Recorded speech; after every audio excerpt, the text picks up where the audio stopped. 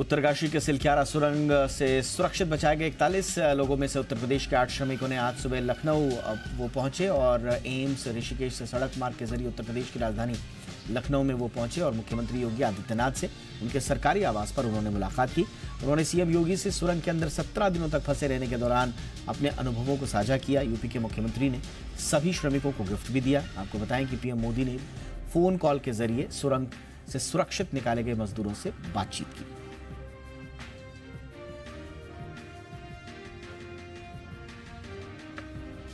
कांग्रेस नेता और वायनाड से सांसद राहुल गांधी ने आज कोच्चि में महिला कांग्रेस सम्मेलन को संबोधित किया। इस दौरान उन्होंने नारी शक्ति वंदन अधिनियम को लेकर बीजेपी पर निशाना साधा। साथ ही राहुल ने कहा कि उन्होंने देखा है कि संसद में महिला विधेयक पारित हो गया, लेकिन 1 दशक के बाद लागू किया जाएगा। राहुल ने राष्ट्रीय स्वयंसेवक संघ पर जुबानी हमला करते हुए कहा कि आरएसएस पुरुषों का संगठन है, वहीं महिलाओं को ज्यादा जगह नहीं मिलती। केंद्रीय मंत्री गिरिराज सिंह ने बिहार सरकार से मांग की है कि मदरसों पर तत्काल रोक लगाई जाए। गिरिराज सिंह का कहना है कि राज्य के सभी 3000 मदरसों की जांच होनी चाहिए और उनमें धार्मिक ब्रेन वॉश की जगह प्रगतिशील शिक्षा दी जानी चाहिए। गिरिराज सिंह ने सीमांचल की हालत का जिक्र करते हुए कहा कि आने वाले दिनों में न धर्म बचेगा न धन।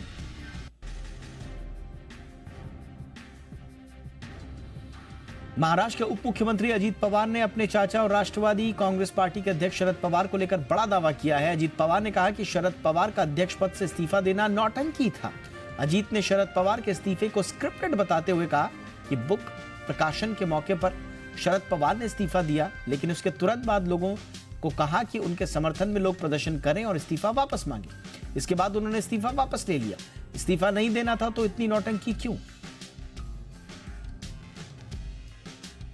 5 राज्यों में हुए विधानसभा चुनाव के बाद आए एग्जिट पोल्स ने बहुजन समाज पार्टी के मध्य प्रदेश और राजस्थान में उम्मीदों पर पानी फेर दिया है। एमपी में तो खुद मायावती कई सीटों पर प्रचार करने गई थी। इस दौरान उन्होंने भारतीय जनता पार्टी और कांग्रेस दोनों को कटघरे में खड़ा किया था। एमपी और राजस्थान दोनों राज्यों में पूरे दमखम के साथ चुनाव में लड़ने वाली बसपा को बेहतर प्रदर्शन की उम्मीद थी, लेकिन एग्जिट पोल का अनुमान परिणामों में तब्दील हुआ तो इन राज्यों में मायावती को लोकसभा चुनाव के लिए नई रणनीति पर काम करना पड़ेगा। सुप्रीम कोर्ट ने आज सुनवाई के दौरान कहा कि तमिलनाडु के गवर्नर आर.एन. रवि और मुख्यमंत्री एम.के. स्टालिन साथ बैठे और बिलों को मंजूरी देने में देरी को लेकर दोनों के बीच चल रहे विवाद को सुलझाएं। तमिलनाडु सरकार की तरफ से वरिष्ठ वकील अभिषेक मनु सिंह भी कोर्ट में पेश हुए। आपको बताएं कि राज्यपाल आर.एन. रवि ने इसी महीने की शुरुआत में 10 बिल लौटाए थे, जिसमें से 2 पिछली अन्नाद्रमुक सरकार द्वारा पारित किए गए थे। इसके बाद तमिलनाडु विधानसभा ने सभी 10 विधेयकों को फिर से अपनाने के लिए एक विशेष सत्र आयोजित किया था, जिन्हें राज्यपाल की सहमति के लिए वापस भेज दिया गया था। सुप्रीम कोर्ट अब इस मामले की सुनवाई 11 दिसंबर को करेगा।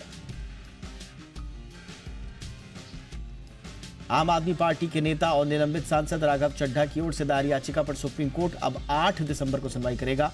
सुप्रीम कोर्ट में राघव चड्ढा ने राज्यसभा से अपने निलंबन को चुनौती दी थी।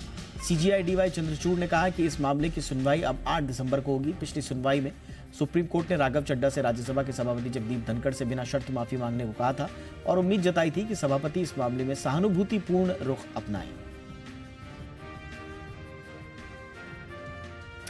सीबीएसई बोर्ड ने 10वीं और 12वीं के परीक्षार्थियों के लिए अहम सूचना दी है। इसका नोटिफिकेशन केंद्रीय माध्यमिक शिक्षा बोर्ड की ऑफिशियल वेबसाइट cbse.gov.in पर लगा दिया गया है। इसके मुताबिक साल 2024 में सीबीएसई बोर्ड परीक्षा देने वाले स्टूडेंट्स को डिवीजन, रैंक और एग्रीगेट मार्क्स नहीं दिए जाएंगे।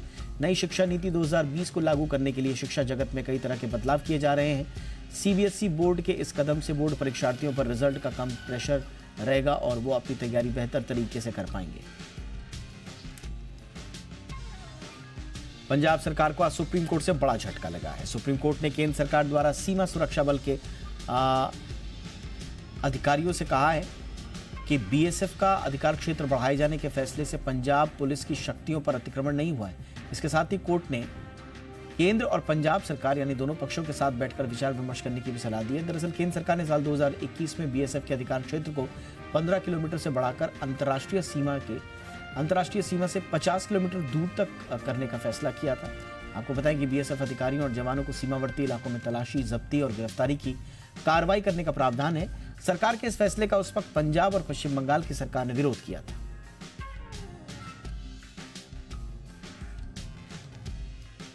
बेंगलुरु के करीब 44 स्कूलों को आज सुबह एक ईमेल मिला। इसमें धमकी दी गई कि स्कूल परिसर में बम रखा गया। इसके तुरंत बाद पुलिस को सूचना दी गई। अफरा तफरी के माहौल में पुलिस सभी स्कूलों की तलाशी लेने पहुंची, लेकिन कुछ नहीं मिला।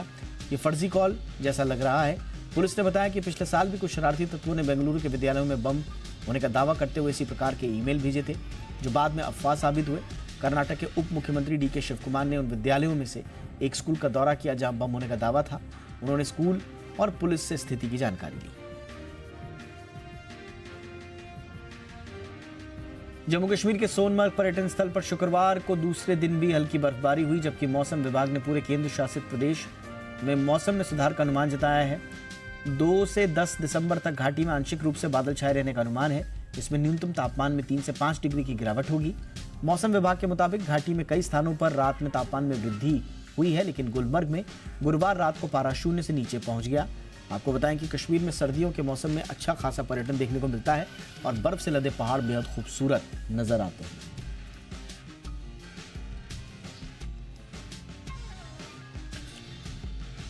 आईएमडी ने मध्य प्रदेश, महाराष्ट्र, कर्नाटक में बारिश का येलो अलर्ट जारी किया है। वहीं बंगाल की खाड़ी में बन रहे चक्रवात के कारण तमिलनाडु में बारिश का अलर्ट है। वहीं प्राइवेट वेदर एजेंसी स्काईमेट ने केरल में हल्की मध्यम बारिश की संभावना जताई है। जम्मू कश्मीर, हिमाचल प्रदेश और उत्तराखंड में बारिश के साथ बर्फबारी भी हो सकती है। हिमाचल में बर्फबारी से शीतलहर का प्रकोप बढ़ गया है। अधिकतम तापमान में 4 डिग्री सेल्सियस तक की गिरावट दर्ज की गई है।